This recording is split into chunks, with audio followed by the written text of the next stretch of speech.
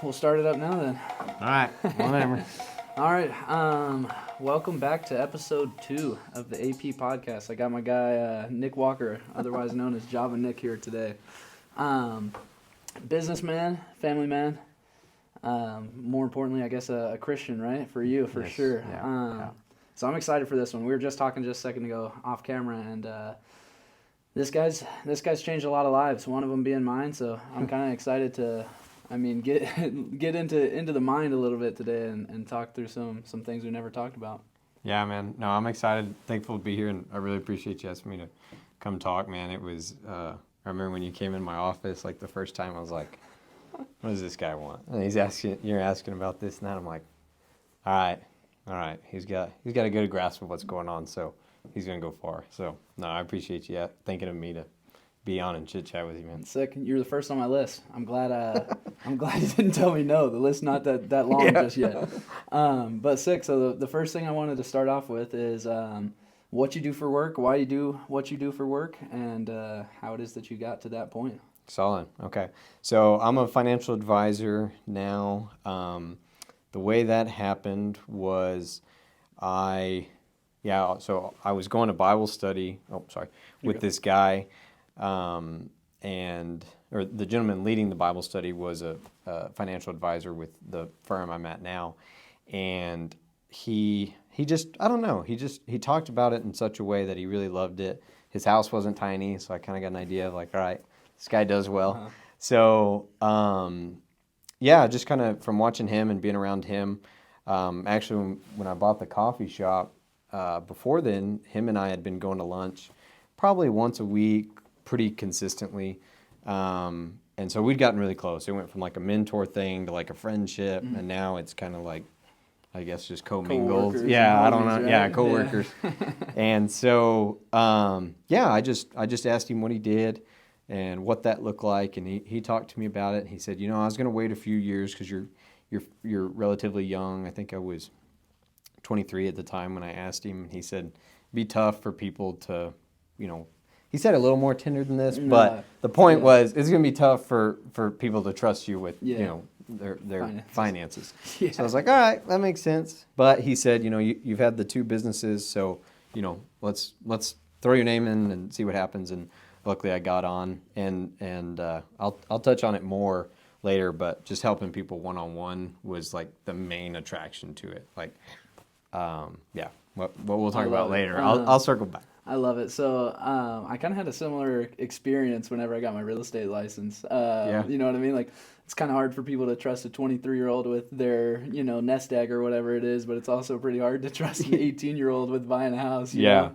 Yeah. So I definitely had like something similar, and I feel you there. And I just felt like my knowledge, kind of how you were saying, like you already had previous businesses, kind of like preceded my age. Yeah. So I had enough confidence to kind of like chase it down. So Yeah. that's going on 2 years for you now?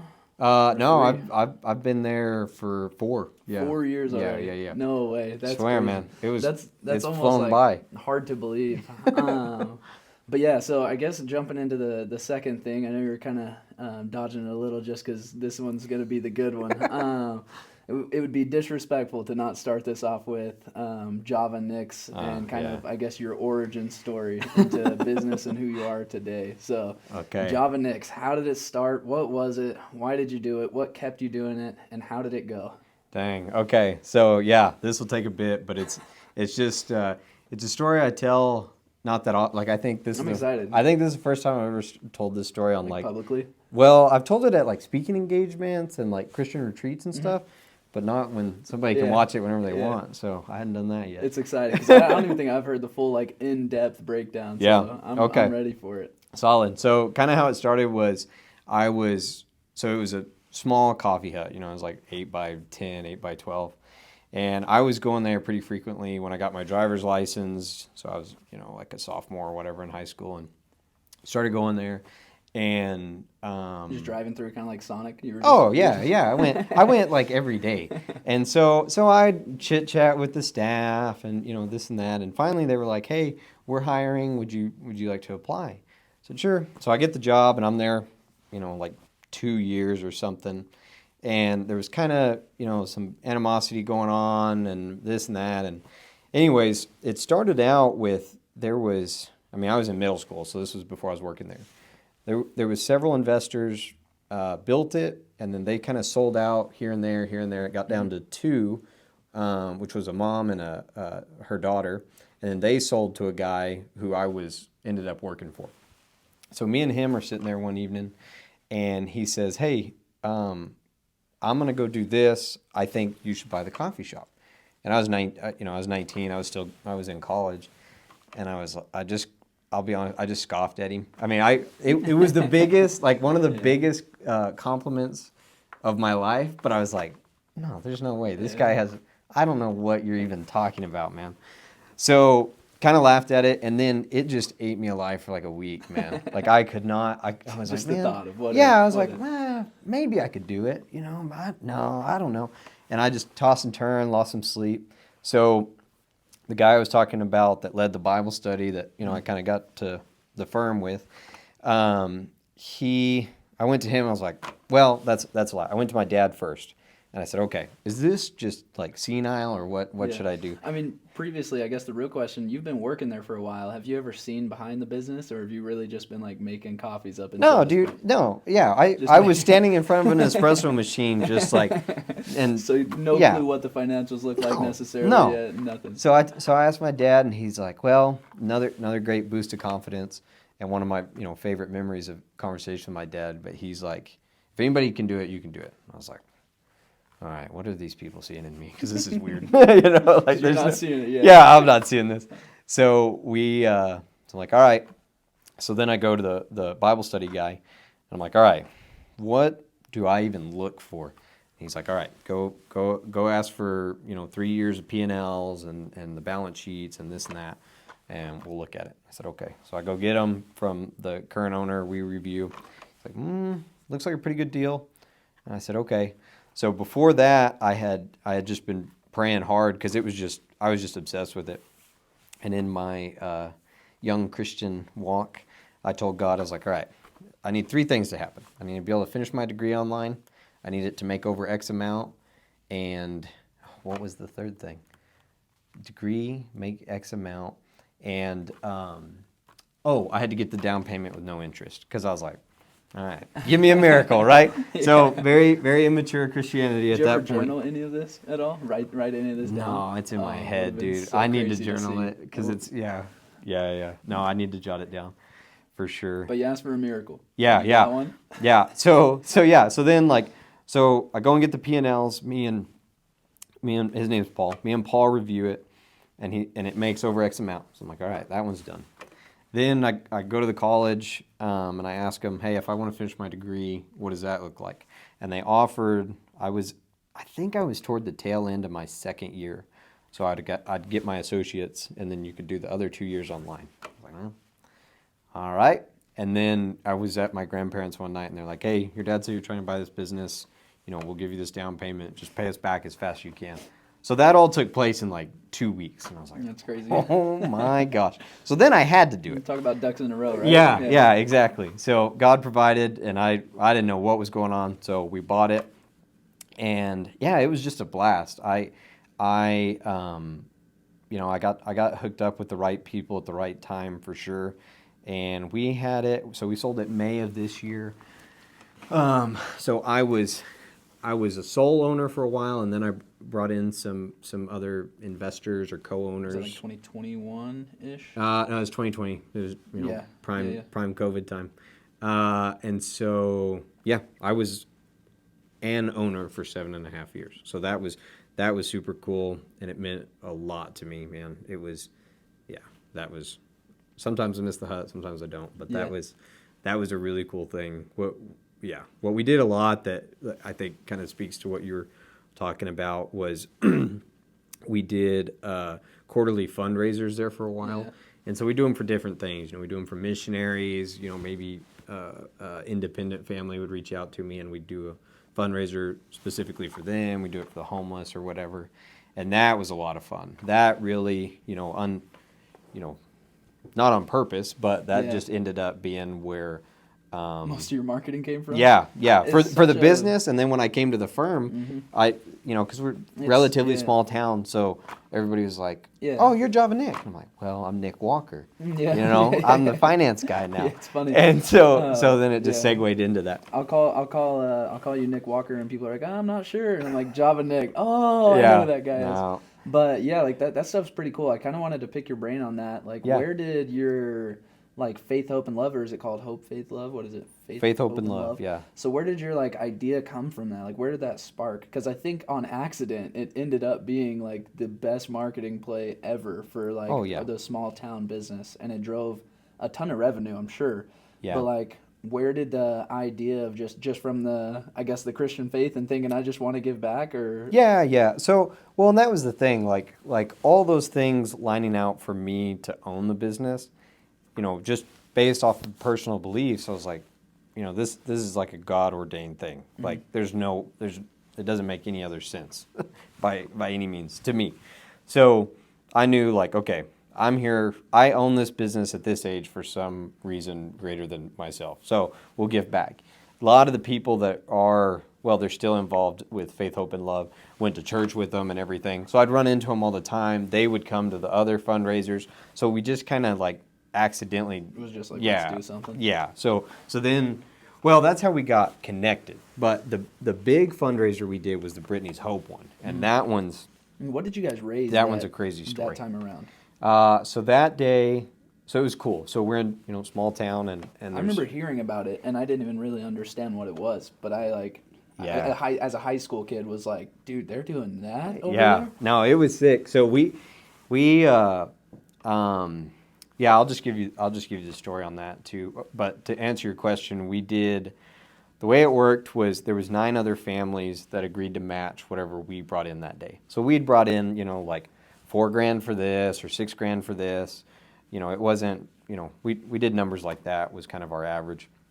And the way we did it was any sales, any tips, anything like that, just we had a 5-gallon Lowe's bucket, like one of those textbook blue ones, and we would just throw whatever in there. Like we would, the cash register would fill up, and we'd take it out and dump it in there and go again.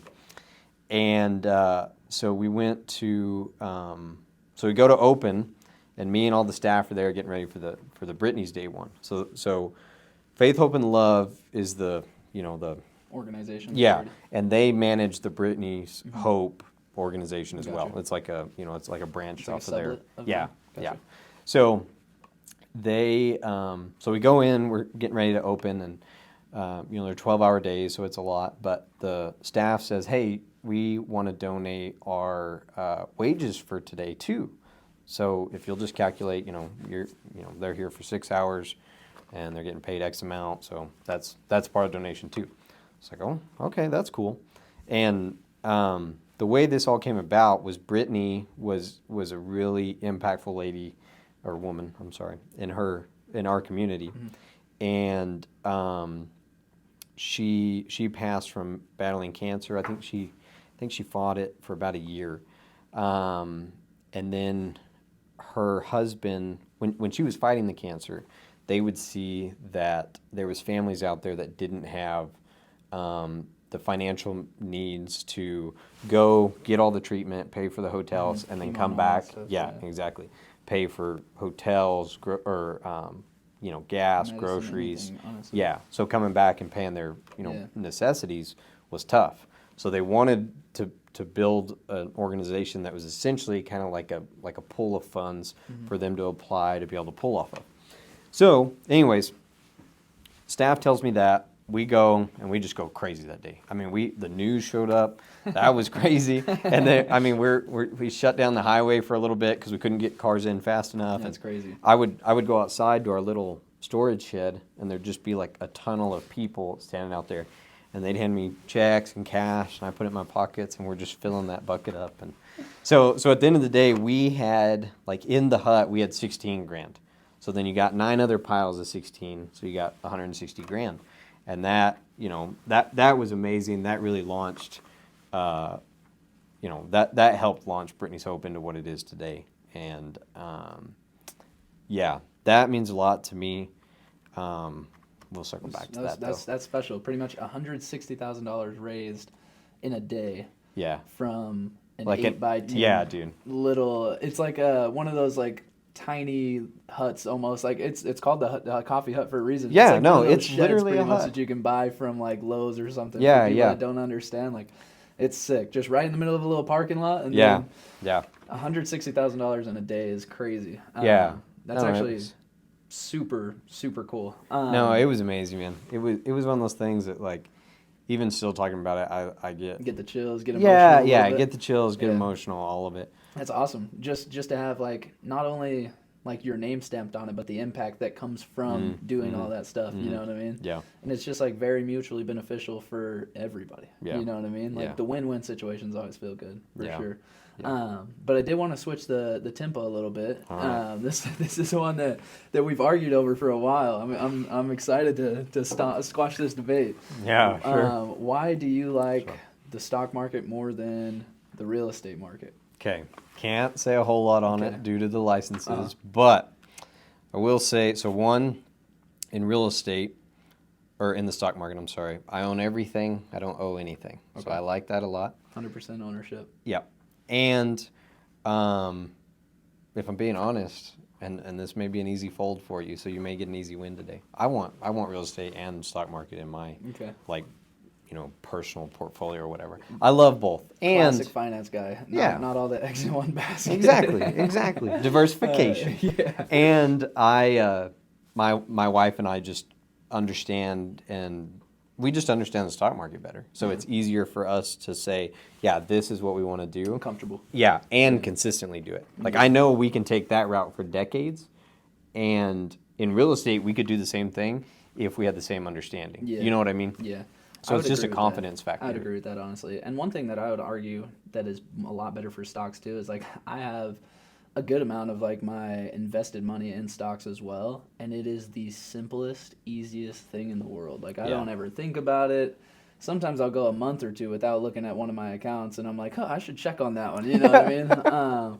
With real estate, like it's also very passive, but at the same time, like I have to collect rent every month. I have to check my statement because I have one of my units managed by a management company. So it's like I got to make sure they're getting rent. I got to make sure nothing broke on their end, Yeah. and every now and then I have to send a plumber by or something. But at the end of the day, they're both very passive. To be completely honest, No, Like, 100%. Yeah. my real estate investments have.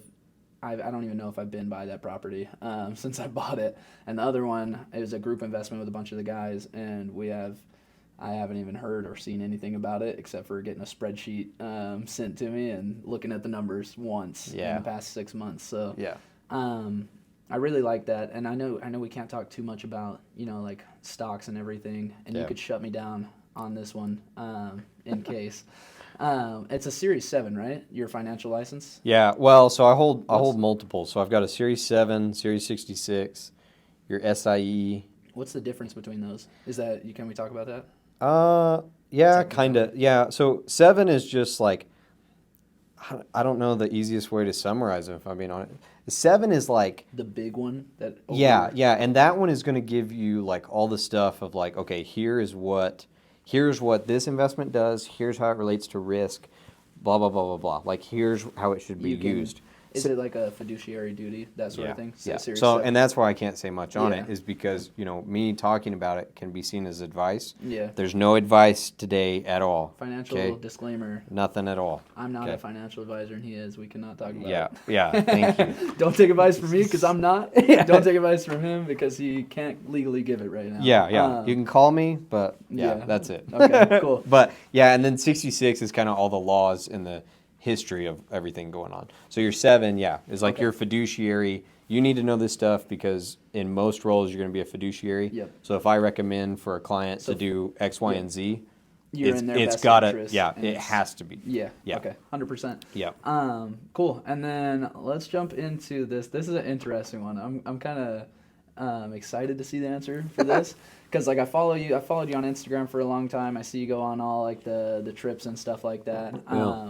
And you're always hunting or taking pictures of something. Like you go up to Jackson Hole, Wyoming, and you got like you get a sick picture of some like bison on a film camera or something. Yeah. So my question here is, would you ever turn those hobbies, because you hunt all the time and you borderline guide people too, Yeah, I right? do. Yeah, I'm a licensed guide. Oh, so- you are? Yeah, Okay, that was yeah. actually going to be my question, is like, do you ever see yourself taking those hobbies to like the next level and starting like businesses, or, you know, monetarily gaining from your hobbies, what you enjoy to do? Yeah. So I'll answer this kind of like, yeah. So easy answer is yes, for sure. Because so my wife found out I could get paid to be gone for a week and hunt. So no, I'm just kidding. I'm just kidding. That's not how that came to fruition. I just really, I look at everything in the value of time. So like talking about passive on stock market, real estate, like if I can do something and enjoy something and get paid for it, I'm probably going to take that route, you know? So that's where the role as an advisor just was like a softball. Because like you sit down and talk to people like this, Yeah. and then there is hard conversations, you know what I Absolutely. mean? But I'm the same way. It's the greatest job ever. I'm not even licensed to talk about that stuff. And when you walked in, you saw the board that I sat there for your like an Roth hour. board. Yeah, sat there with like one of the guys for like an hour explaining compound interest and how the stock market could work and how it could, you know, make you wealthy over time. Yeah, And I yeah. didn't get paid to do it because I love doing those things. So Yeah. I could definitely see where that comes from. Yeah, but yeah. So I'm sorry, I didn't No, really you're answer good. your question. So yeah, I'm a licensed guide in the state of New Mexico as well. So I do that. Like, I try to do like a hunt a month.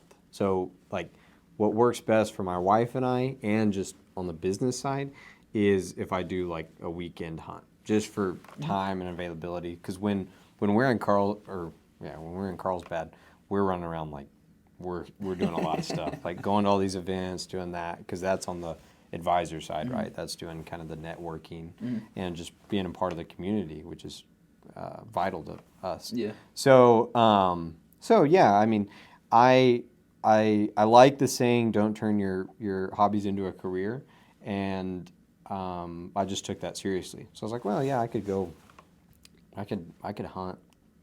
I can hunt, you know, once or twice a year if I draw the tag, right?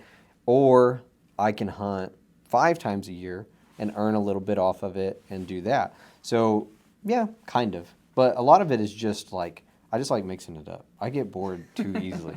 So like if I don't have clients in the office all the time, I just get like, and I'm sitting there like, Antsy, okay, you're clicking at a, yeah, clicking I'm at like, a computer okay, screen. that happened, okay, yeah. So I just try and mix it up. Now photography, I don't think I've never made money off of that, because I'm your average Joe on photography. You're a man. little bit better than me, though. No, for sure. no, I don't know, but I see the aesthetic pictures on your Instagram feed every now and then. I'm like, this guy's pretty good. I could see it on a magazine or something. no, you know what I mean? that's thanks to my boy Will Bennett and my guy Ryan the Creature.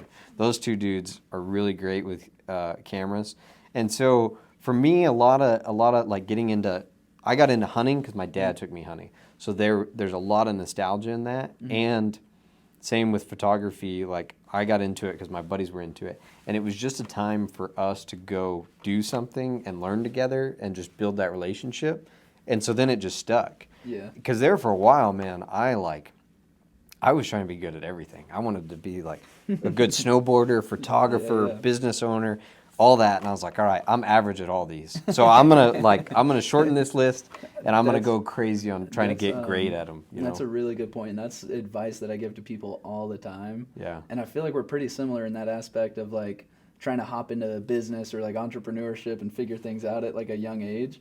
You see so many shiny objects. Like we were talking about just a second ago, like before the camera even started rolling, you're like, did you ever actually start doing solar? You know what I mean? And I'm like, no, because it was a shiny object, and I've kind of learned from the past, like you have to stick to those things. Like I've bought the $900 course on wholesaling real estate, and it gave me no value. And then I've looked at, you know, drop shipping or Amazon FBA or day trading stocks and trying to, you know, buy and sell options calls, and like I've done it all. And right at the beginning, kind of how you were saying, like you've done it all and you just kind of like want to get good at everything. And then I realized I'm like, man, I'm pretty average at all of this stuff. Yeah. So I think that like the golden nugget from that is like not like trying to find the thing and making the thing that you're doing the thing, like just Yeah. making it work Yeah, and yeah. just like dialing in on like one or two things because Yeah. I feel like you've done very well. I feel like whenever Java Nix was like your thing, there wasn't much on the side that was Yeah, like no. your thing. You know what I Yeah. mean? Yep. And I look at most like successful people comparative to like our age. You know what I mean? And very, very, very often comparatively, do they have multiple things that Yeah. are like printing money for them, giving them a good reputation, like whatever it is. Like, Yeah. and I No, feel like yeah. that's a very good point, honestly. Now that No, I that's a think about great point. And to piggyback off that, I mean, just as an individual, like I'm obsessive over things. Like Yeah. so whatever, like put whatever goal on the whiteboard, and Yeah. it's unhealthy. How Yeah. probably No, you same. talk to I'm- a counselor, it'd probably be it. No, I'm crazy. he's unhealthy. Yeah, yeah, I'll write it down a couple hundred times. I mean, yeah, if people knew what like goes on behind the scenes, they would think I was a maniac. Yeah, no, same. Well, people may think I'm a maniac. Yeah, it's anyways, okay though. But, It's a good yeah. thing. But yeah, no, it was just like to your point of age and mine of being obsessive. Like when I bought the coffee shop, it was like, okay, my dad has confidence in me. One of my mentors has confidence in me, and like I've got an entire community I want to be a part of and honestly impress. So I was obsessed with that coffee shop being successful. Not on the fundraiser side. That was Yeah. just like a, you know what? Let's do it. That would be something Yeah. kind to do. Let's start that.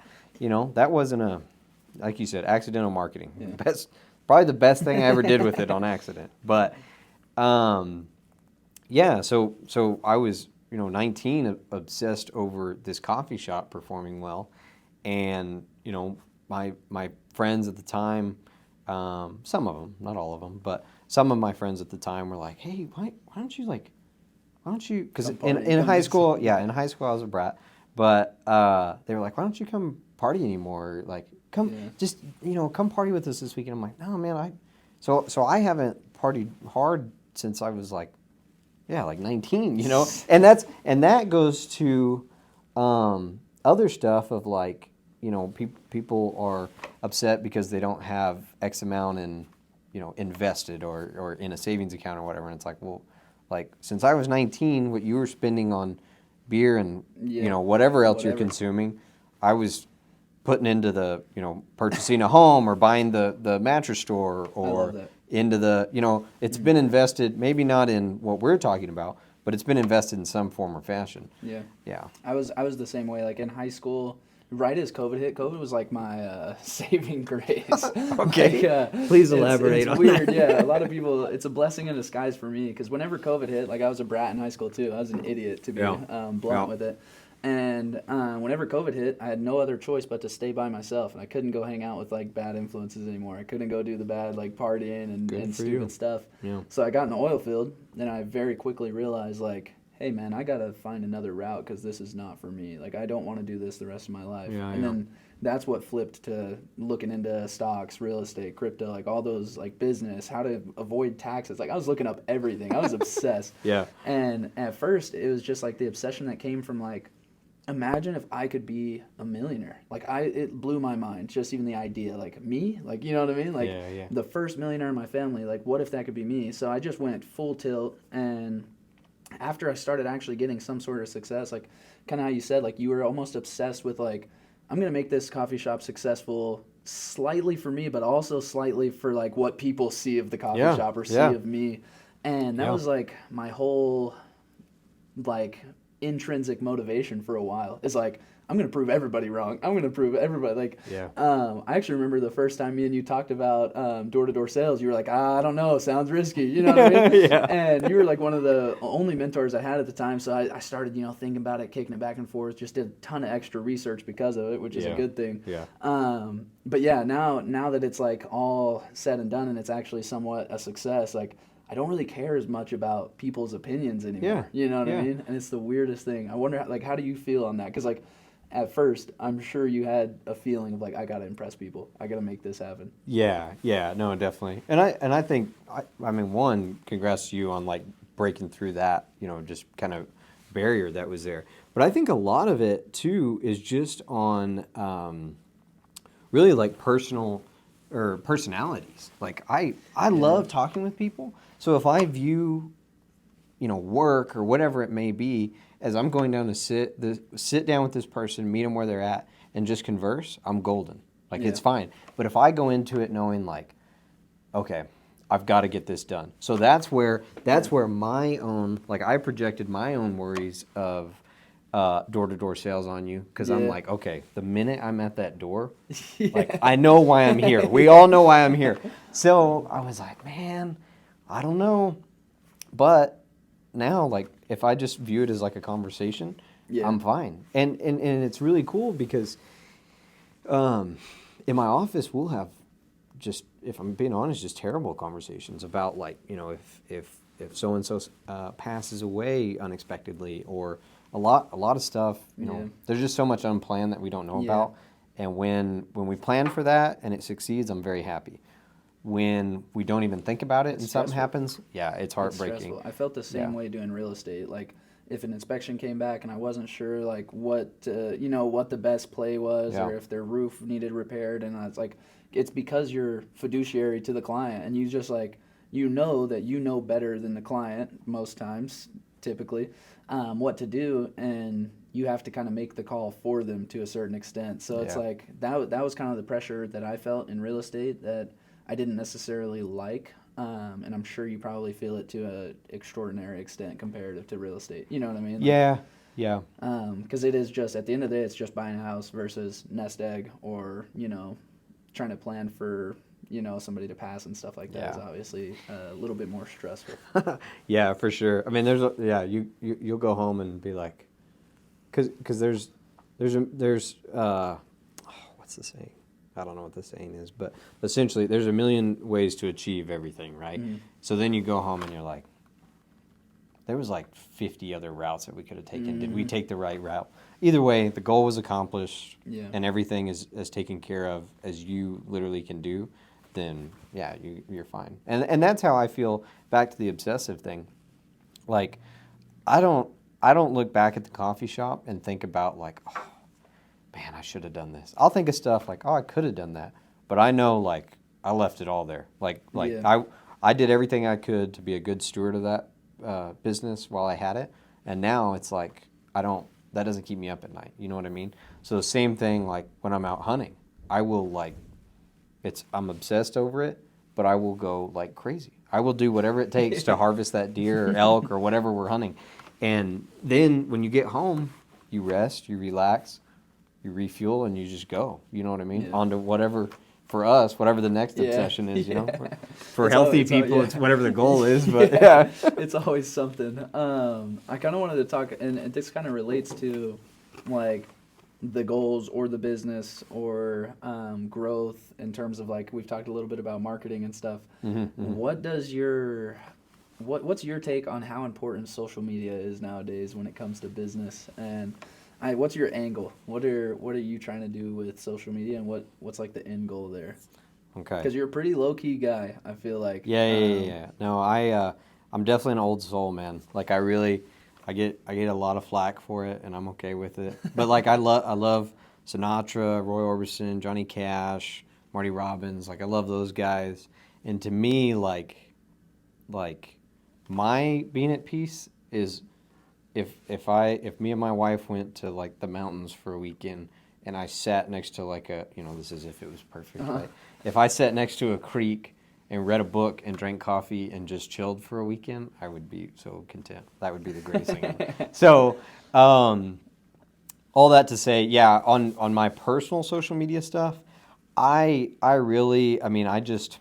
It's raw. It's just you, man. Yeah, exactly. Like it's the things I'm involved in. It's the things I'm doing at that point.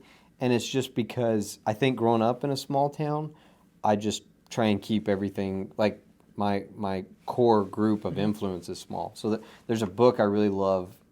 It's called Keep Your Love On by Danny Silk. And he's talking about essentially like your who influences you. So there's like a diagram.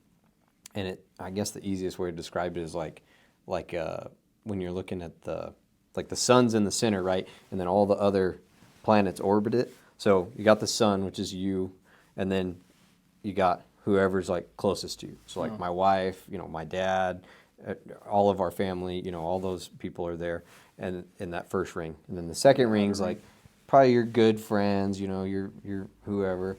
Third ring's like, you know, all right, they're a little sketchy, but we love them. And then, you know, you go another ring out, and you get what I'm saying. Yeah. So that's kind of how I approach social media. And I think, for me personally, I'm not trying to build a brand or do anything like that, because for my job, for my goals, and everything I'm trying to accomplish here, being in the small community is enough. You know what I mean? Yeah. Like, I'm not trying to get That's something that's like always to another level. Yeah, that's something that's always impressed me about you is like we'll sit down and have those talks and I'm like, yeah, I want to go big. I want to do this. I want to do that someday. And you're like, dude, that is awesome for you. I could probably never do that. Like, I just don't really want it. You know what I mean? Like, Yeah. and it's always been like super, I guess like humbling almost to just see like how you can do so well, but also be satisfied. Like, and Well, you thanks. know Yeah. what you're shooting for essentially. You know what I mean? Because I Yeah. feel like mine's always ever changing. I'm always like, I'm gonna do this. I'm gonna do that. Like, you know what I Yeah. mean?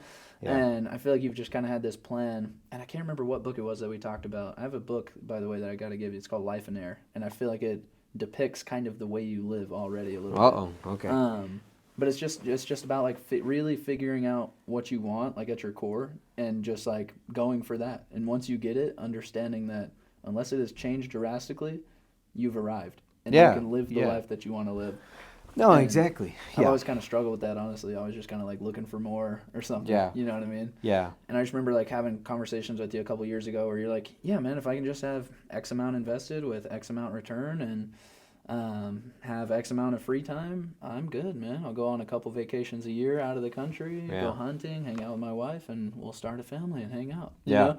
And Yeah. it's always just been impressive to me that Well, you thanks, can man. not kind of, I guess almost, this probably even full circle loops back to like your faith, Yeah. not fall victim to like being too worldly. You know Yeah. what I mean?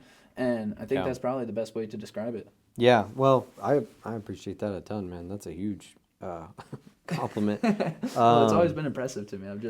I've never understood it personally just because Yeah. I'm always so like goal focused, vision focused, and like stuff like that. So Yeah. Well, I think yeah, a lot of it's faith, like just being you know, just to be 100% straight, like being content with who God calls you to be. Like if I didn't have Java Nix, God still would have used me for something, right? I just got lucky or called or whatever you want to dub it as to manage own that business at that time and do exactly that with it. And also, like I was telling you, I think before we started recording, if not, I'll just say it again, but I value everything in, you know, time. So my wife will give me flack because, you know, we went to Italy this year or wherever we would go, and she's taking pictures and all this, and I'm just standing there looking at it. And I'll take a picture, like if we're out hunting, I'll take a picture, put my phone in my pocket, but I'm just standing there to absorb it all. in the moment. You know, yeah, because it's like, you know, to probably go another level deeper, but I think like, and it's probably too far, but whatever, but very analytical. So that's part of it too, is I'm always thinking. I may not be always talking, but I'm always thinking. Same. Yeah. But I just think every moment, every conversation is God ordained. So like us sitting here talking, that's how I view that. So if we're on a trip, I'm like, man, this is cool. Like this Colosseum was built however many thousands of years ago. You know, there's so much history in the spot that I'm standing that like pictures are good. Pictures are cool. Photography's cool. But that's not going to do justice to the Internalizing fact. it is Yeah, better. yeah, exactly. And on the hunting side, if you know, say you hunt from the age of 10 to 75, if you're lucky. You know, a lot of people I talk with, body gives out before they can. Yeah. You know, so they have to stop hunting early. So that's, let's say, 65 years of hunting. If you draw one tag a year, you get 65 seasons. So to me, every single hunt is going to be a huge deal to me, because I will never get that exact hunt back. Like I may get to hunt with the same guys, and we may hunt the same general area, but I get to see stuff that will never get seen again. And I'm getting all philosophical No on you. man walks But through the same river because he Exactly. is not the same man, nor is the river. Yes, exactly. Yeah. Every sunrise is different. Every Yeah. sunset is different. So part of it for me is just the fact, like, I'm just glad I'm here. You know what I mean? And I read this in a book. I suck at like being like, oh yeah, that was in this book, So but same. I read it. So many I quotes read on it it. somewhere, and essentially what they were saying was like, no matter what's going on, like, what was it? How did he word that? Gosh dang it. Oh, so think about. He's talking about. Think about when you're sitting with someone. Think about, and this is like way too far. Who their grandparents were, right? And it's like, okay, whatever. Because like I said, I'm an old soul. I probably would have got along. Me and your grandfather probably would have agreed more than me and you do. But the whole point of what he's trying to say, or what he ends up making there, so I can keep it short, is me and you being on planet Earth at the exact same time isn't very coincidental, right? Yeah, it's So written into one or something. yeah, exactly. Like I could have been here 20, or Yeah. 50 years ago and never met you. You know what I Yeah. mean? So there's just stuff like that I've read, and I've really been like, all right, Taking it hard a little bit. yeah. And Yeah. I just really am a really in-depth thinker. So I probably take things, well, my wife tells me, I read too far into things, and I take things too heavily at times. But I think in some ways it does allow for me to just like Have a unique be, perspective. yeah, and be where I'm at and just be like, Have things a are more good. real reality. Yeah, That's yeah. the best way I'd be able to kind of explain it in my point of view. Like whenever I can like sit there and feel like I have a better understanding of certain things in the world than other people do, I just feel like my reality or my perception is actually closer to the real reality. You know what I mean? Yeah. And whenever you're living very close to that line or whatever you think that line is of like the real reality, like your life typically tends to get a lot better. Like Yeah. whenever your real reality is not taking those pictures, whenever you're in Italy or wherever it is, like your life quality is probably twice as good whenever you're just sitting there soaking it in. Yeah. And I feel like I've gotten that from a lot of like books and stuff that I've read too. Yep. One of my favorite quotes ever, I think it's from Ty Lopez. One of my guys was telling me it the other day, and it's just stuck with me since. Is 99% of the world's greatest mentors are dead. 99% of the world's greatest mentors wrote books. Like, why are Yeah. you not reading books? You know what I Yeah. mean? Because we have thousands of years of history, all these amazing leaders, people, fathers, Jesus, like the Yeah. Bible. You know what I mean? Yeah. Like, Yeah, the why Bible's are a good you, one. why Yeah. are you not reading books? You know. But yeah, I love books and the perspective that they can give, because that perspective just changes the way you live life. You know Yeah, what I same, mean? man. And I've always looked at like stuff, like I just feel like I think it's good advice to just always be learning. So whether people make less than you, or whether they, maybe you look at their life choices and you're like, Absolutely. that's just, what are you thinking, right?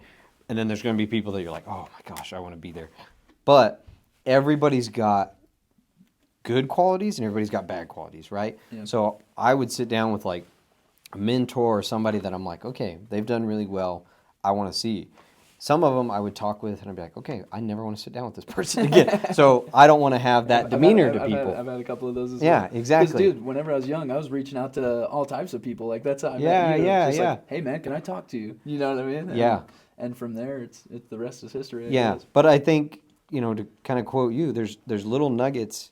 Yeah. There's really great nuggets in everyone. There's at Yeah. least one in people. So like what I've seen on like, maybe lower income is you're going to have one person that is like the, it may not be the mom, but they're going to be like the mother hen. Like the kids make bad decisions or the grandkids make bad decisions or whatever, but she doesn't care. Her job or his job is to provide for the entire family. So sure, they're living, at a lower income than X, Y, this person is. But that is what they view as that. So I love that heart. I think You I'm, take from that. yeah, exactly. I'm like, okay, I want to be a little bit more like Yeah. that, but not that far. Exactly. And then, you meet somebody with a very high net worth, it's very selfish, very greedy. Yeah. And it's like, okay, I want to acquire some of the things that they have. I want to have that success. So I want to talk to them about business, but I don't want to talk to them about life Yeah. and family, So it's really kind good of, point. yeah, it's tough.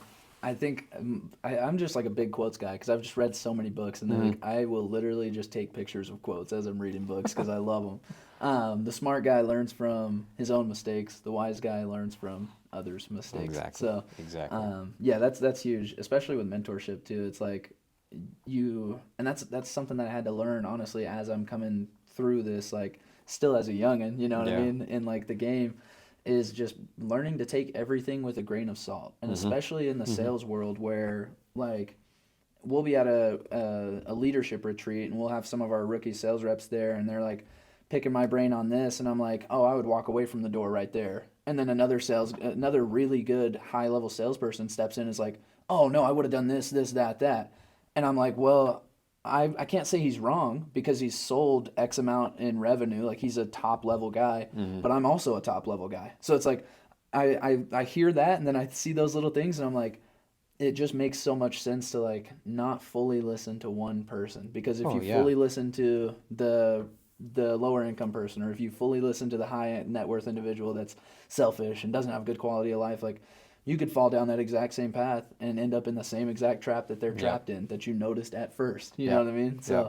So taking everything with a grain of salt at the same time, like Yeah. even if there's a kid like 17, 18-year-old listening to this podcast, like everything we just said could be wrong technically, you know what I mean? Yeah. to Probably to not. a certain No, degree, just kidding. definitely Yeah, not, no, I definitely just not. kidding. But to a certain degree, you Yeah, know what I mean? yeah. And just knowing that and kind of internalizing that, and like I feel like we could read the same book and have different takeaways from the Oh book. yeah. You know what yeah, I mean? exactly. So it speaks to everybody differently, and that's something that I didn't really understand at first. But as I'm kind of growing through, getting experience, like having knowledge, a little bit more knowledge, like something that's kind of stuck out to me. But Yeah.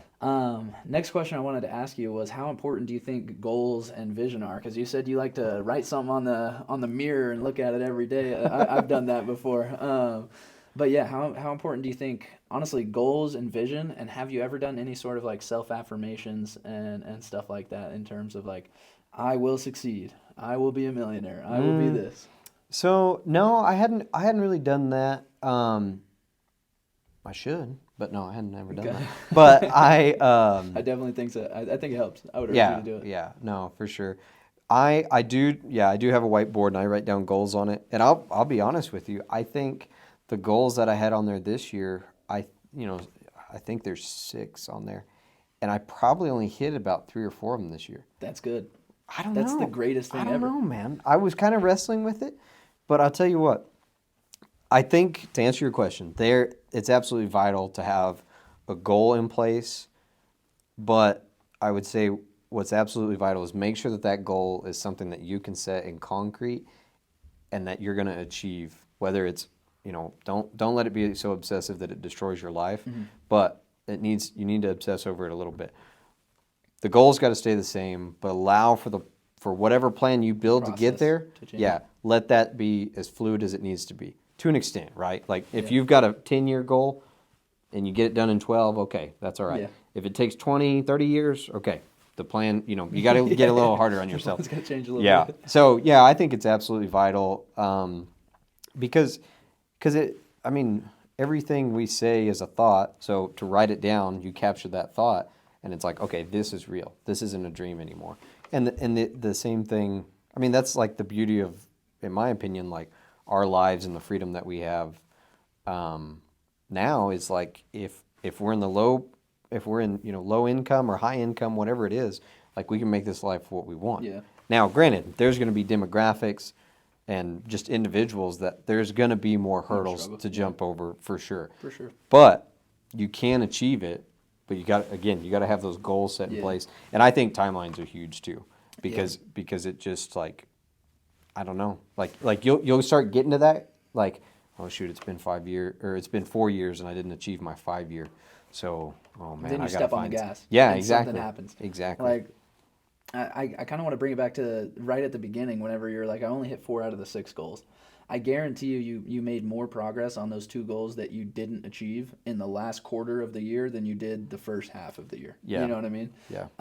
So having the timeline is super, super important. But another thing I wanted to touch on too, I don't think I've ever actually hit my goals until this year. Like Really? my earnings goals, my like progress, like whatever it was, like I've always just set huge goals and tried to reverse engineer them. And as I reverse engineer them, I figure out exactly what it's going to take, right? Yeah, Like yeah. if my thing is I want to sell X amount in revenue in door-to-door sales, I know how many people I have to talk to sell one account. Yeah. I know what my average account value is going to be. So now I can say I need to knock this many doors to talk to this many people to sell this many accounts at this average account value every week, every month, every summer to do X amount in revenue, right? Yeah. And I feel like I always stretch those goals super, super far. Like, I almost want them to be so far that I just don't think I can achieve them at first. Yeah. And then I just work it back and I do all the little steps to achieve them.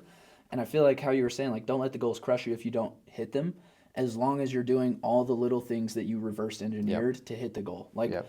if I come up $100,000 in sales short, I am 100% happy, confident, and satisfied because I know I've done everything that I could do, like to Yeah. achieve those goals. Yep. And I feel like it's not debilitating. It's almost like more empowering to not hit my goals. Yep. Because I know I stretched myself thin to get to the goals, which in turn made me like a better version of myself, Yeah. a better salesman. Yeah. I talked to more people. I worked harder. I gained more knowledge, had more interactions, you know? Yeah. So that's one thing I honestly would encourage more people to do is set goals that you don't necessarily know or think you're going to hit. And whenever you fail, as long as you did everything you can to hit them, don't beat yourself up because Yeah. of it. You know what I mean? No, I agree. And I think like two of my favorite quotes are, well, they're not really quotes, but they're just like analogies. But like, how do you climb a mountain? One step one at a step time. at a time. How do you eat an elephant? One bite at a time. Exactly. I tell people So that daily. yeah, so you slowly work toward that goal, and you're going to hit it at some point. And something that I thought of earlier, but it somewhat pertains to this, on the appreciation for what you've achieved, for hitting these goals and all that. So due to, in my opinion, God ordained stuff, me having the success that I've had so far and going on the trips that I have and stuff like that, sitting down with people that haven't done a third of that stuff, it doesn't make me, for me personally, it makes me proud in what I've accomplished, but it doesn't Yeah. make me boastful or Yeah. prideful. So I see it as like, man, this individual has lived 70 years, and I've been to 20 countries. yeah, whatever it 20 is. other countries Yeah. than they have, or whatever Yeah. whatever you have there, and it's like, man, I set all these goals and I did all this and I obsessed over this and I did that, and that's part of why like I've gotten more Yeah, like absolutely. just stand there and look at this stuff Yeah. because a lot of what I wanted to achieve, I obsessed over it so much I wasn't appreciative of it. So now it's like, okay, Oh, just this year has just been- breathe, man. This Yeah. year's been crazy for me, just employing gratitude. Like Yeah. every time I get to like an obstacle or like I'm short on the goals or like whatever it is, I just take a step back and I'm like, I'm a 1% income earner for my age. Yeah. Why am I mad right now? Yeah. I have two legs that actually function. Why am I Yeah. mad right now? I Yeah. can breathe without having a box around me to help me breathe, like an iron Yeah. lung. Like, why am I mad right now? You know what I Yeah. mean? Yeah. And I'll have like sales days where somebody will cuss me out and slam the door on me, and I'm just like, oh, and then I just hear like gratitude. Okay, everything's good Yeah. now. You know Yeah. what I mean? No, And to play off your 100%. point of like, it doesn't make you boastful. I am like almost the exact same way because it scares me to come off as being boastful whenever I'm around people like that. So they will ask me about what I've done and how their trips are going, and I'll be like, oh, they're good. Like, I don't even want to talk about them because I don't want to offend anybody. And that's something that I'm kind of like struggling with right now, to be honest with you, Yep. is just like finding the fine line, because there's also the side of me that really wants to show people that life and show them that they can live that life because I'm not special. I've just found something, found a vision, created goals, obsessed over them, and now I have a life that I want and a life Yeah. that I've created. And there's just like part of me that one really, really wants to portray like, you can make this much, you can do this, you can have this success, you can invest in this, you can create these relationships, you can, you know what I mean, live Yeah. a good lifestyle Yeah. and grow as a person. But I struggle with relaying that message without coming off as boastful or prideful, and I don't know, that's No, yeah. So this is gonna be weird advice, probably, but I would say like do everything you can.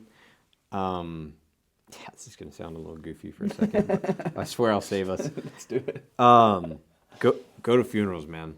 Like when somebody Yeah. passes that go attend a funeral and like be there, and I mean, that's taught me a lot on the appreciation on all those things. If you're going where you're going with this, we literally did this activity like last week. If that's where you're going. I don't know. Go for it. I don't Let me know. see I if you wasn't at finish the it. activity, so Let me I see don't if know. you finish So, it. Yeah. so Me and the guys, my bad. no, I just messed with you. So, it has helped me with the appreciation side, and it has helped me on the encouragement side of like, hey, dude, I don't know what you're doing. Like, you play video games all day. Like, are you really happy with this? Because if I, again, I carry things probably too heavy a lot of the time. But if I don't have that conversation with that individual and they're miserable and, car accident, lightning strike, whatever, and they're gone, and I didn't encourage them while I had a chance to like, hey man, like I'm doing door-to-door sales, or I'm going on these trips, or I'm doing this because of X, Y, and Z, like, are you interested in this at all? Not that you need to devote all your time to going and trying to save everyone or do that, but when you go to a funeral and they recap like what their life looked like, if you can sit there and be like, man, like they were really happy. They don't have they did it. Like they're fine.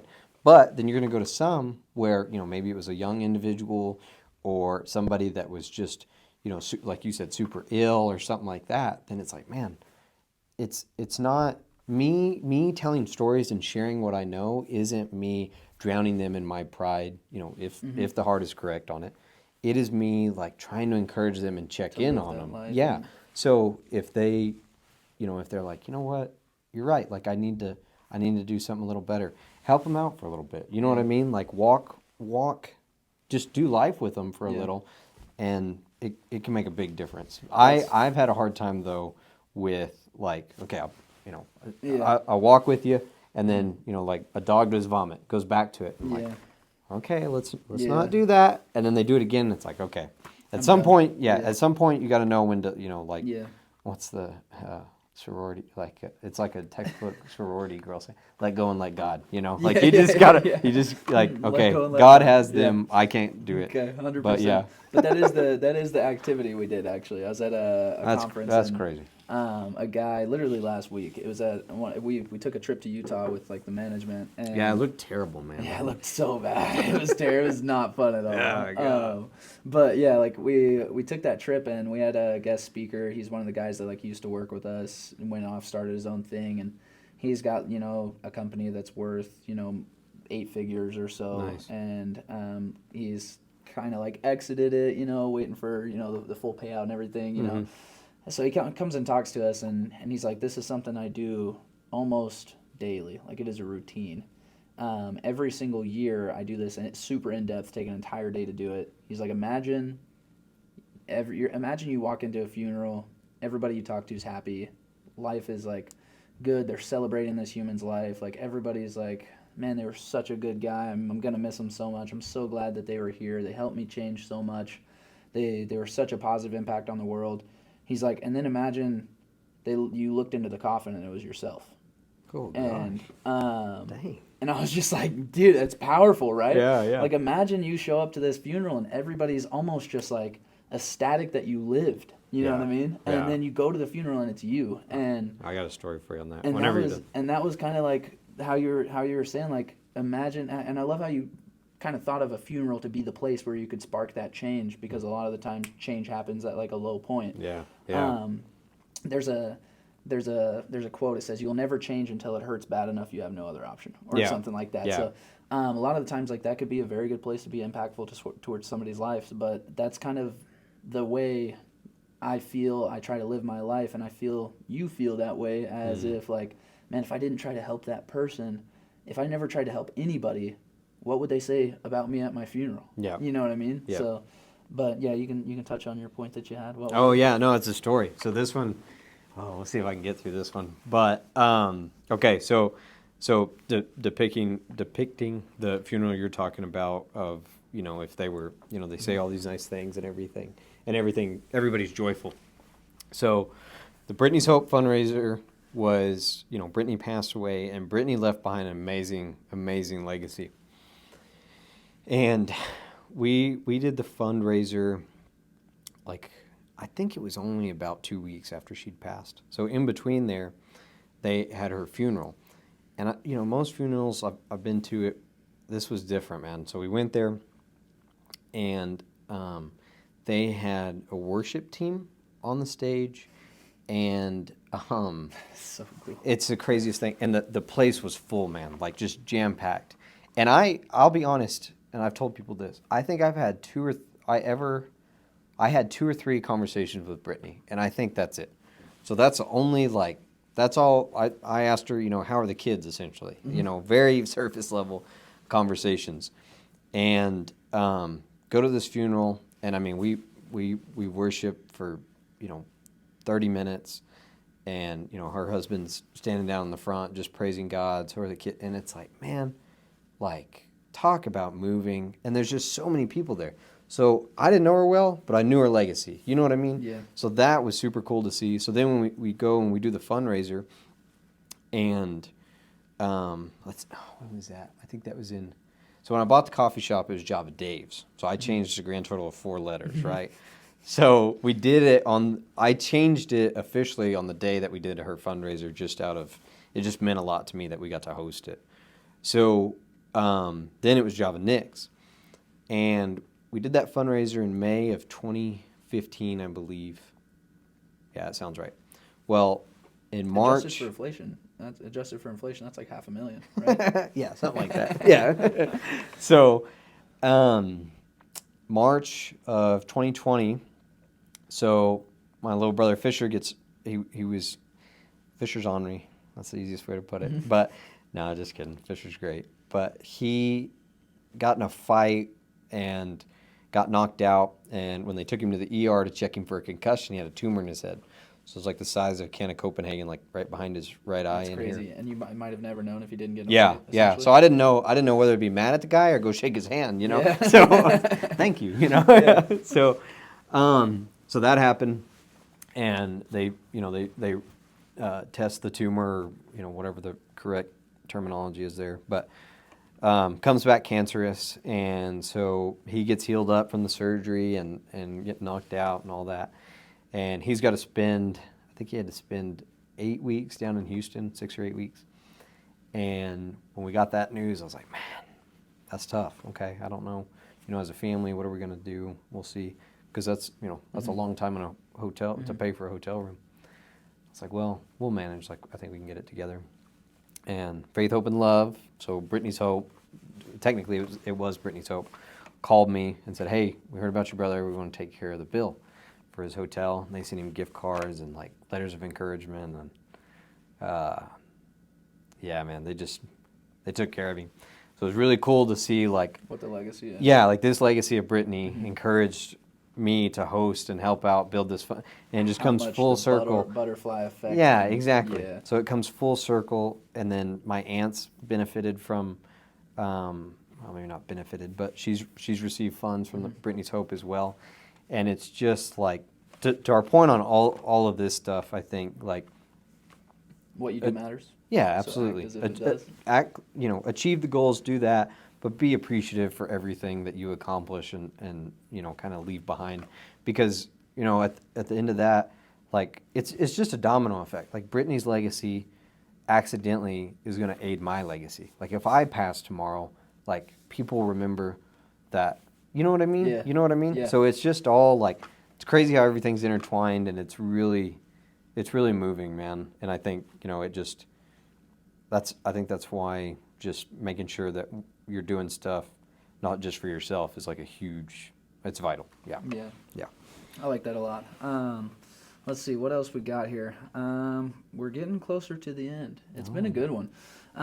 What is the biggest mistake you've ever made in business? We'll switch the tone up a little bit. Oh, dude, that's the easiest softball ever. I micromanaged like a fiend, man. I worked like crazy. I worked extra hours, did all that, because I bought into the lie of if I don't do it, it's not going to get done right. Yeah. So I worked like crazy. I did all this stuff, and then finally got to a place with the business where it was like, okay, we can afford to pay more, to pay our manager more, and I have Step to, away a yeah, little bit. I have to mentally be able to afford to like let things go.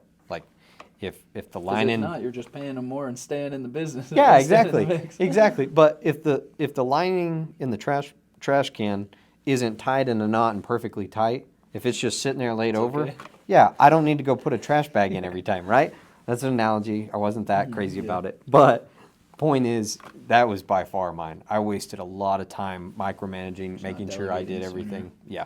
Yeah. Delegating, I mean, I think delegating or delegation in general is like crucial for Yep. any business's success. Or, I mean, honestly, even like, it's funny because I think of business as like everything, like family, like everything kind Oh, of has yeah. like a similarity once you get into it and understand it. Like, even like delegation in family life can be important. You know what I mean? Or delegation in like terms of maybe you get to a point where your time is really important and it takes a lot of time to do something and you have somebody else clean your house for you. You know what I mean? Yeah. Like delegation is something that I feel like a lot of people shy away from, especially older minded people because they're like, "Oh, I'm going to do it myself." Like, you know what I mean? I'm going to get my bare hands out there and get dirty, but at the end of the day, like you can never, I mean, if you get to the point where you feel like your time is more important serving missions somewhere, like you could never serve missions and still have funds if you didn't delegate some piece of your business. You know what I mean? Exactly. So delegation could be like a very key factor, I guess, in terms of business. So I like that. What does success actually mean or look like to you? Oh man, I thought that one was coming up. That's why I had to get ready. No, just kidding. So, so kind of back to your really and truly a huge compliment on just my demeanor and the way I perceive things is, to me, in my Christian mindset, success looks like you're at a place financially, mentally, and emotionally where you can like help other people without it being like an urgent thing. Like, okay, like, all right, bro, Yeah, I've got go do X this. amount for this podcast. Yeah. Like, let's go. Yeah. I don't want to walk into stuff like that. So like I said, I just want to do life with people. Now, what stinks is you get in the, well, I'm not going to get into all that, but the main, to answer you truthfully, is I don't have like, if we had this many square feet, this many acreage, this many dogs, this many kids, like this would be success. Like if I could just buy this, I'd be happy and successful. Because I know like, That's yeah, there's it's a lot. fleeting. Yeah, it's Yeah. always going to change. It's going to be a constant. Yeah, it's just going to keep moving and changing in my own head because a lot of the decisions you make are emotional. So emotions don't stay the same all the time. Yeah. If they did, that would be tough. You wouldn't have joy. I mean, you wouldn't have pain, but you wouldn't have joy. Yeah. You know. So for me, success is getting to a place where, like I said, financially, mentally, and emotionally, you're able to just like maybe not even just help people directly, but you can just walk Have through impact. life. Yeah, you can just walk through life in a sense of like if something pops up, like if somebody's tire blows out, right, or they have a blowout, you can pull over and help them, and then just proceed, right? Yeah. Like it doesn't. If you're late to the next sales pitch or sales meeting or whatever, it can wait because it's not. Okay. Yeah, I've done what I know to do and been a good steward of what I've been handed. So my family is taken care of. I've rested enough to where I'm not emotionally drained, and mentally like I've sought wise counsel. I've talked with people I really love. Iron sharpens iron. Yeah. Quote scripture on that. I've done those things. So in that I have peace in it. So I can walk through life and be in a successful mindset that no matter what pops up, like I'm here for a bigger purpose. So I want to help with that. And I think that was all of my point. I like it. That's really good. Yeah. I'm similar. Like I feel like success to me, I mean, obviously it's financial because finances, no matter what, do play a part in freedom. Like Oh, you yeah. Having, Yep. So I mean, of course it's financial, but behind the finances, it's just like kind of how you're saying, like just being able to help people and impact people and change people's lives. Like I feel like, and maybe not even in like a religious sense. I just feel like I'm very gifted when it comes to like the ability to relay messages, articulate words, like Yeah. Storytelling is the I- greatest for that. Storytelling. Like I feel like possibly part of it comes from me watching hours and hours of Jim Rohn videos and Tony Robbins and stuff. You know what I Yeah, mean? But yeah. I feel like another part is naturally kind of gifted, and I think success to me looks like really taking your gifts and playing them out. Like you know what I mean? That's good. I like that. Like just taking your gifts to the level that they should be taken to, and not getting to the end of your days and being like, man, looking back on it, like, man, I was really talented at this, but I just never acted on it. Yeah. You know what I mean? Yeah. Well, I think that's where the goals and visions come in. Like, Yeah. man, I really wish, like, I wish I'd have gone to Italy one day. Yeah. And it's like, okay, Yeah. plan for a year and a half to budget and save up and go to Italy. You know, like do these things and you'll achieve that. And I say that, and I'm kind of like a, like, I don't know, hippie Christian or whatever. But Yeah, it's funny. Whenever I was thinking about this podcast, I was like thinking of words to describe your philosophy that you've kind of imprinted on me a little bit, and I was gonna make a joke about you've made me a little bit more hippie, you know? Like, yeah. No, in that's high funny. school. Yeah, in high school I was, so it must have stuck a little. That's funny. No, yeah, I mean, that's kind of how I approach, like, where my wife and I are at now is thank God, but we're in the best spot we've ever financially been in, and we're pretty happy and content with that. But it doesn't stop us from setting the goals. Like we're happy enough to where we can do life with other people and do it well, right? But I'm still like, okay, whenever we have kids, we need a bigger house, right? We need, right? Yeah, yeah. And that's a whole other thing of, Yeah. how much is enough for everybody. But we'll want a bigger home. I want more land so I can go shoot my bow whenever I want. Different things like that. We're working on, get debt free. Okay, we want to do that to an extent. That's a whole other conversation. But like, there's still goals and things that we are working on to achieve, but the goals don't determine like my outlook on life or anything much more, I guess. Yeah, Like, your happiness level or anything like that. yeah. Now, when I do achieve them, That's what I was about to say. I feel like I'm the exact same way in terms of like I'm content enough with where I'm at to be happy, to be grateful, to be in the moment. Nice. But Yep. there's also like a piece of me that I feel happiness comes from development and progress or working towards. You know what I Yeah. mean? So no matter what it is, I feel like even whenever it's all said and done and I feel like I've made it and I'm successful, like there's always going to be some little something that I'm trying to get better at, whether it's fitness, whether, you know what I mean? Like whatever it is, whether it's health, like eating better or working out more, or running another marathon or being a better dad someday. You know what I mean? Like there's always going to be one little thing that you can always kind of like chase and gain happiness from, I guess you could say. No, absolutely. Just from like the journey. Yeah, But absolutely. that's why it's so weird for me to think about like what does success look like? You know what I mean? Yeah. I feel like everybody will have a different answer. I feel like my answer could be never ending. You know what I mean? Never ending that. pursuit of success. Yeah. No, I like that. And I think self-improvement will be something Yeah. you do. That'll be like the thing you'll pursue till you're gone. But I also think what you do is what people know, right? Yeah. Or is how people know you. So like I don't know much about, who's an easy example? Like, I don't know. Who was a stud? Oh, huge C.S. Lewis and Tolkien fan. Love those two guys. Never met them. I don't know how big their houses were when they died or anything like that. But I know the works they did in Christianity, the books they've written are phenomenal, and I have a general idea of who they were as an individual, not because of the items they left behind, but the stories other people had about them. Exactly. If you don't tell your story, somebody else is. And that was something that really pushed me to start the social media like content and pushing like what I believe in and what I do. Because like somebody from the outside could be like, oh, that guy just wants to get rich. He doesn't care about anybody. Blah blah blah blah blah blah. You know what I mean? And like from my idealistic, personality or outlook on life is like, I want to be the exact opposite of that. You know what I mean? So I can't have somebody telling that story about me without at least combating it with telling the story I want to be told about myself. So I like that a lot. That's good. This is a good one. This one, your initial response to this was hilarious. It's the same. Whenever I kind of told you your favorite book. Yeah. So what's the best book you've ever read? No, there's not one. That's the problem, bro. So, okay. So this kind of goes to the question on, making money off your hobbies kind of thing. So I read in a way that I read like a Christian or self-improvement, some kind of book like that. I'll read a finance book because it's my job, essentially. Yeah. Then I'll read a fiction. I love the Hardy Boys. Do you know who the Hardy Boys are? No, but I feel like you're a Harry Potter guy too, aren't you? Oh, huge. I Yeah. knew it. I've read them through them like 3 times. But yeah, I'll throw the Hardy Boys is like they're two brothers that are like kid detectives. It's like the male version of Nancy Drew.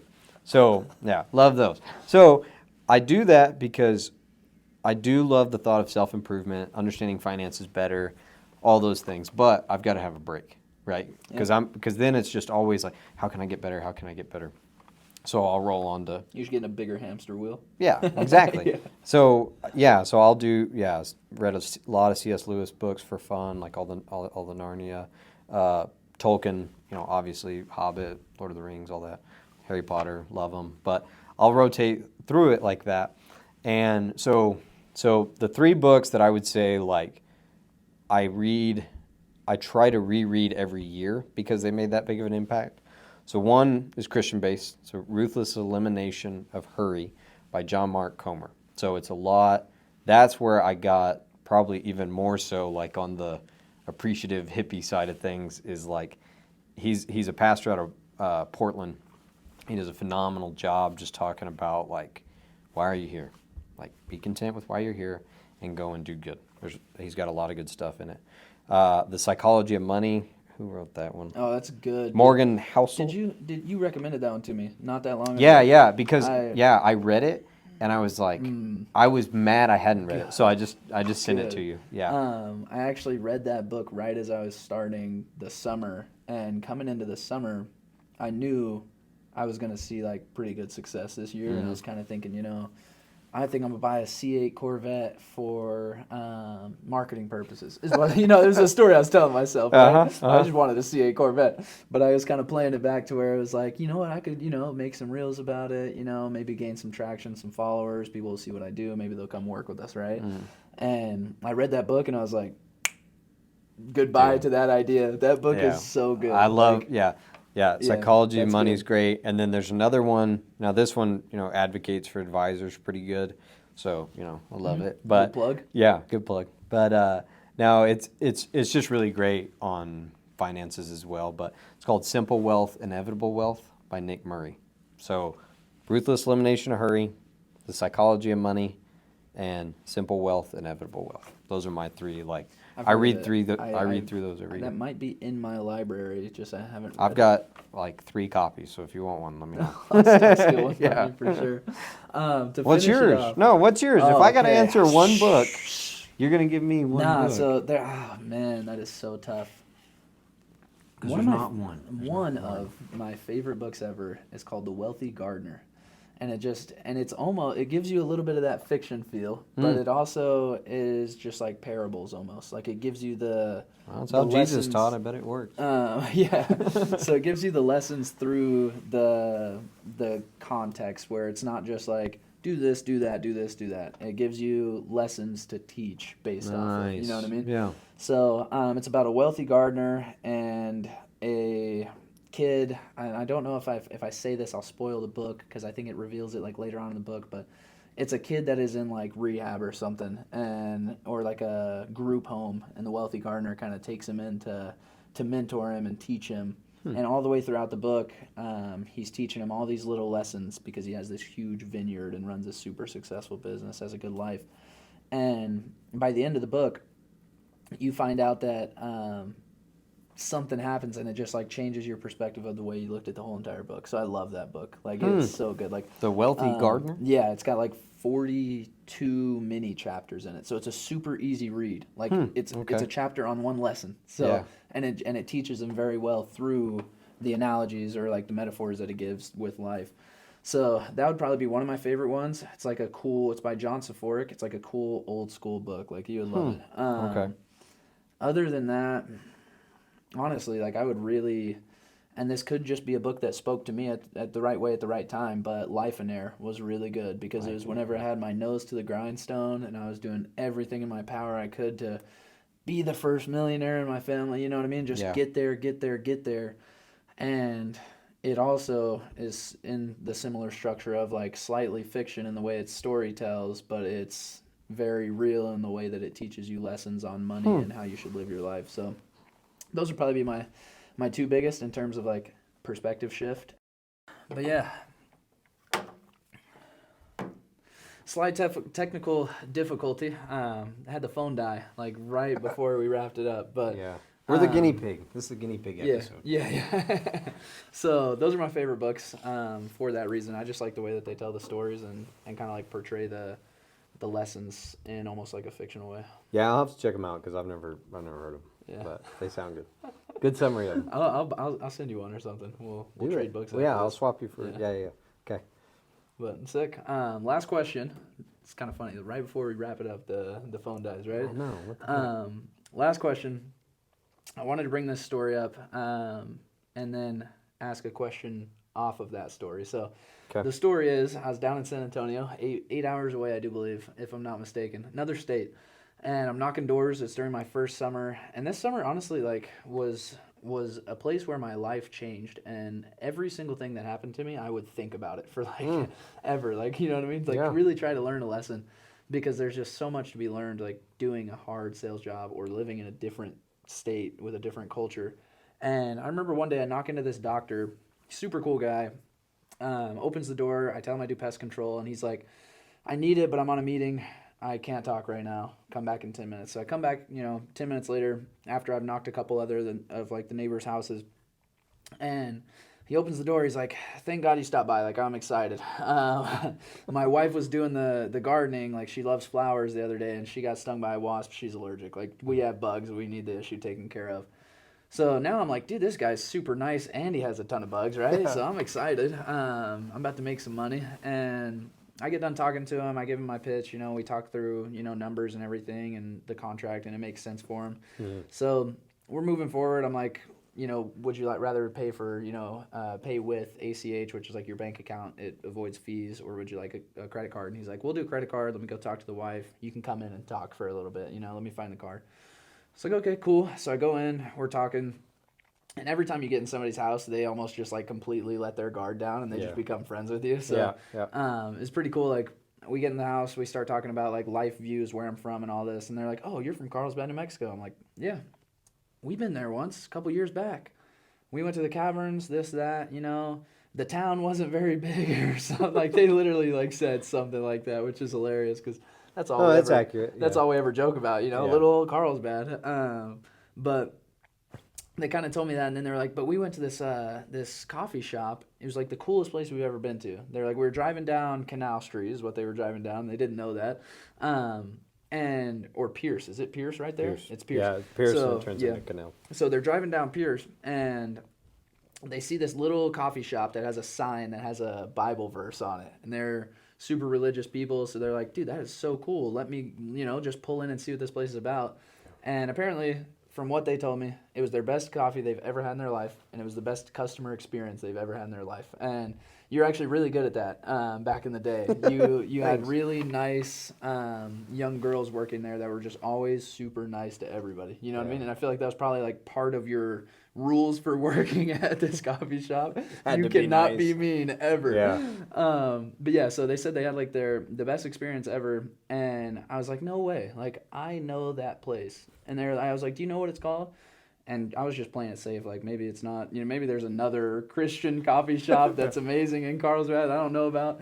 And they're like, I can't remember. I was like, is it Java Nick's? And they're like, oh, that's the one. They just Yeah. light up, And then, we finish up everything, and they're like, you know what? Like, that's the one. I'm like, I know that guy. He's a friend. He's a good guy. Super cool that you met him or, went by the coffee shop, whatever.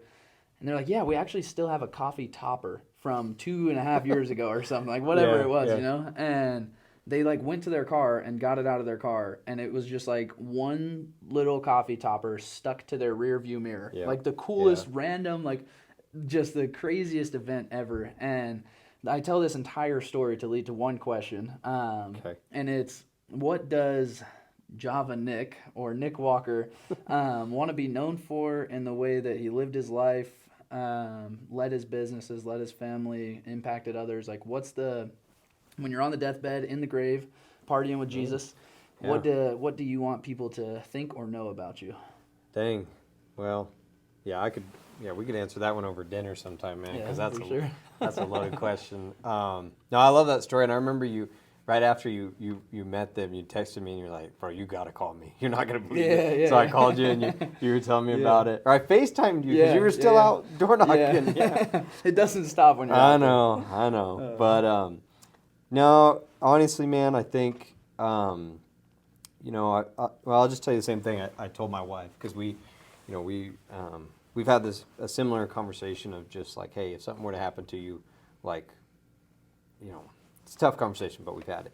And I told her, I said, I want you to know, and so it'll apply for everybody, but I want you to know that, I've been fortunate, and God's blessed me in many ways, to go see all these countries, to go on the mission trips, businesses have been, I'm very happy with how those have gone, the success there, all that's been great. So I would want people to know that I'm thankful for this life I've had, and that I have no regrets, no remorse on missing out on anything or anything like that. Like it was, it's just been amazing so far. And the textbook Christian answer, but it is true in my heart, is I would want people to see Christ through me, in the sense of, like, I guess the word I would think of is selfless. Like I would want people to know that I loved this life, I was happy with it, I have no regrets, and that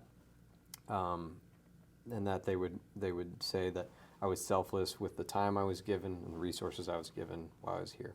Because it's just, it's the sarcastic comment of there's never a U-Haul behind a hearse. It's true. Like what you do, what you say, the way you treat people matters. That's your legacy. And I would want to be known as somebody that was very, very content with this life and was selfless with what he had. So, yeah, I guess that answers that. Love it. That's super good.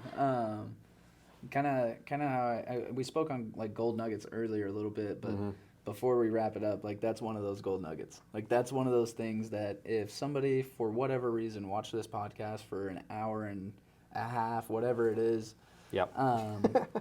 and felt like they gained absolutely no value all the way until the end, and they got that one gold nugget, it's 100% worth it. Because Wow. Good, man. living that life and understanding like what you accumulate is worth a lot less than what you do or give during your life. Like that one thing right there is like something that if somebody had never thought of that before and they hear that, they're like, that's now how I want to live my life. You know what I mean? So that could be one of those gold nuggets. But other than that, appreciate you for being on, dude. This is going to be thanks for having me. This is cool. the first ever official I know, it's AP crazy. podcast. So I'm excited. I felt like it was only right to kind of have you step on first because you were like my first ever, I guess, in real life mentor. A lot of them were just books and That means a lot, man. You know what I mean? Other Yeah. figures through YouTube and stuff. But Yeah. cool. We'll Yeah. wrap it up. That was a blast. Thanks for having me. Yes, sir.